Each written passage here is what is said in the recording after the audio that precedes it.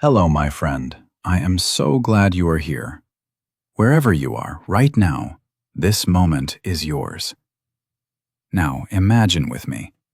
It is a warm evening. The sky is dark and full of stars. You are standing outside a small village. The air smells of earth and something sweet. A clay jar sits near an open fire. Inside the jar, something is changing. Tiny bubbles rise slowly. The juice inside is becoming something new. Nobody planned this. Nobody knew what would happen next. But something beautiful was born. This is HitoCast, and today we follow the oldest drink in human history. A drink that was worshipped as a gift from the gods. A drink that built empires and destroyed them. A drink that is still in your glass today. Do you know what it is? If this story gives you something, a little calm, a little wonder, I would love for you to stay with us. Leave a like and find the subscribe button.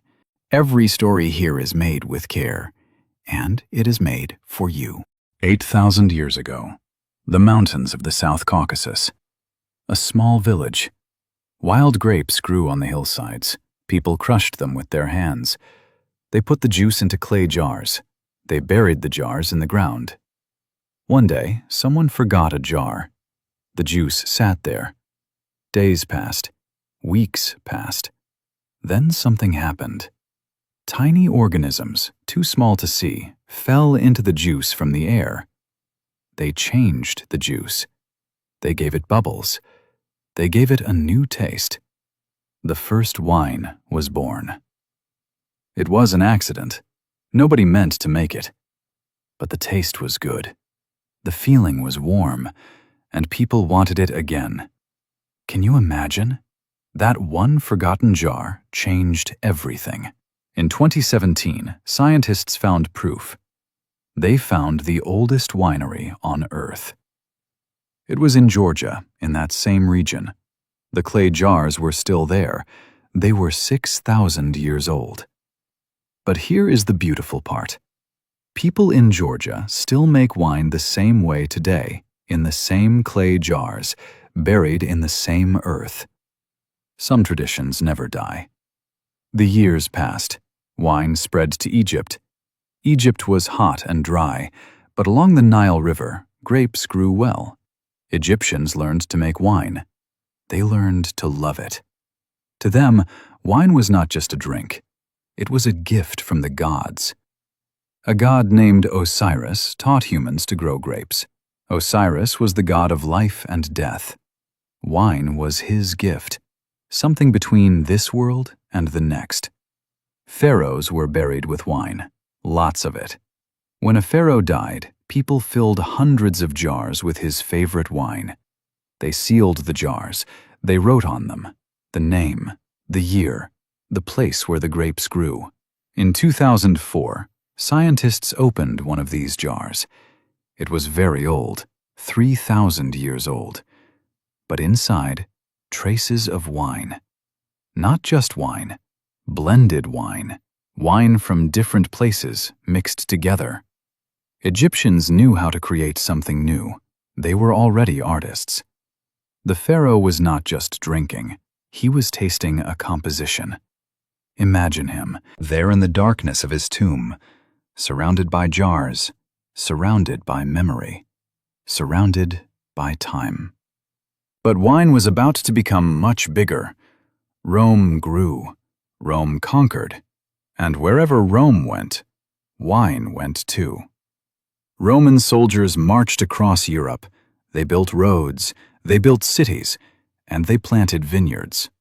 This was not by accident. Roman leaders knew something important. Give people your wine, and they will feel close to you. Wine was a tool of connection. Bordeaux, Burgundy, Champagne, the Rhineland.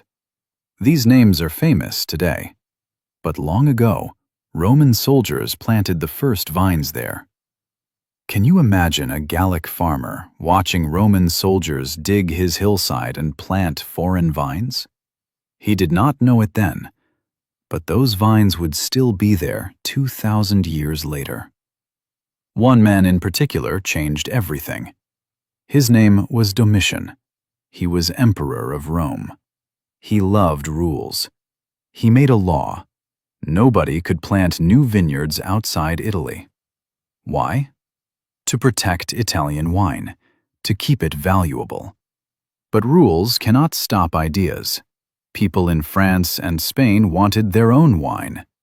They grew it anyway, slowly, quietly. The empire could not see it coming, but the world was about to change. The Roman Empire fell. Rome burned. Roman roads broke apart. Roman cities emptied. And with Rome, wine culture almost died too. In the north of Europe, vineyards were abandoned, forgotten. The cold climate made wine hard to make. Without Roman demand, who would buy it? For 200 years, wine was rare in northern Europe.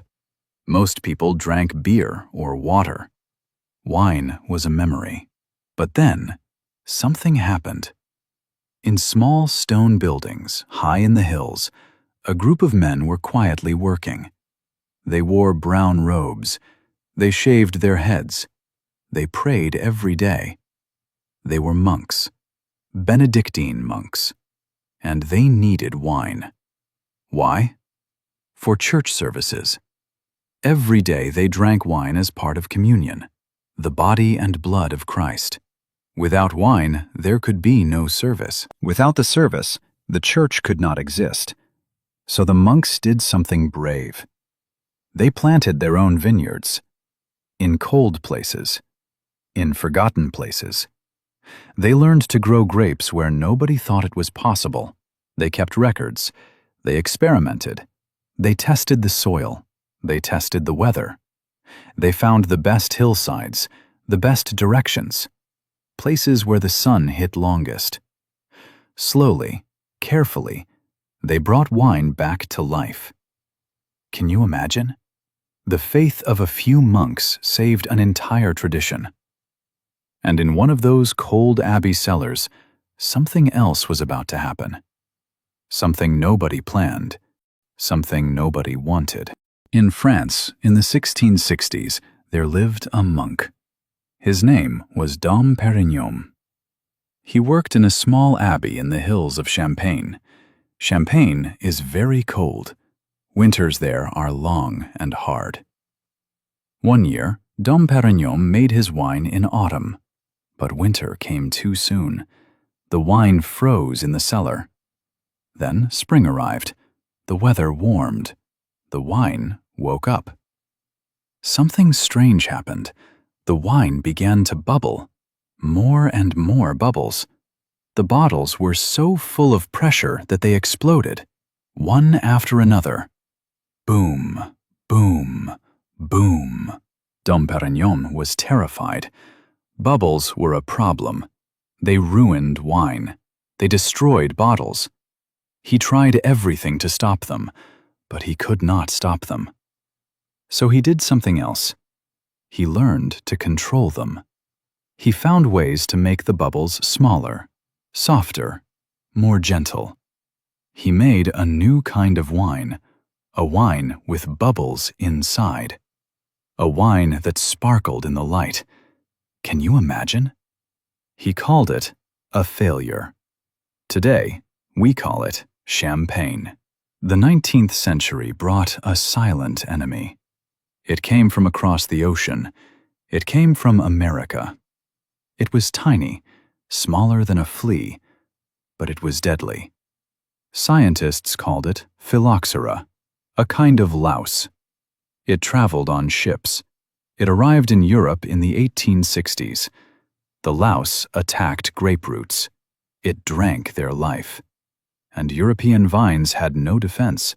They had never seen this enemy before. In France, more than half of all vineyards died. Whole regions disappeared. Families who had made wine for generations, they lost everything. The wine was gone. The vines were dead. The world did not know what to do. Then someone found an answer. American vines. American vines could survive the phylloxera. They had lived with this louse for thousands of years. The solution was strange. Graft European grapes onto American roots. A French top on an American body. It worked. But here is what most people do not know. Every European vine today is part American. When you drink a glass of French wine, you're drinking a hybrid, a plant that exists nowhere in nature, a chimera born from disaster. The old vines did not survive, but the new vines did, and they carried something forward. In 1976, something happened that nobody expected. A British wine merchant named Stephen Spurrier organized a tasting in Paris. He invited French experts. He poured them glasses. But here was the secret. The wines were not all French. Some came from California, from a new world far away. The French experts tasted. They compared. They judged. The results shocked everyone. California wines won. The best red wine, a Cabernet from Napa Valley. The best white wine, a Chardonnay from somewhere called Chalon. France had been the king of wine for centuries, but on this day, the king fell. The event became famous. People called it the Judgment of Paris, and it changed everything. New World wine was real. It was excellent. It had arrived. Today, wine comes from everywhere. France, Italy, Spain, Argentina, Chile, Australia, South Africa, China. New regions grow grapes that no one imagined before. Wine belongs to everyone now. Wine is old. Wine is everywhere. Wine is everywhere because wine is human. It began with a forgotten jar, an accident, a surprise. But it stayed because humans kept it alive. Monks saved it. Farmers grew it. Travelers carried it across oceans. Wine survived because humans saw something in it. A way to connect. A way to remember. A way to feel close to something larger than ourselves.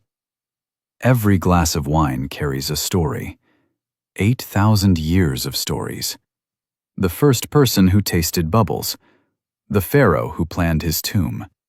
The monk who failed and succeeded at the same time.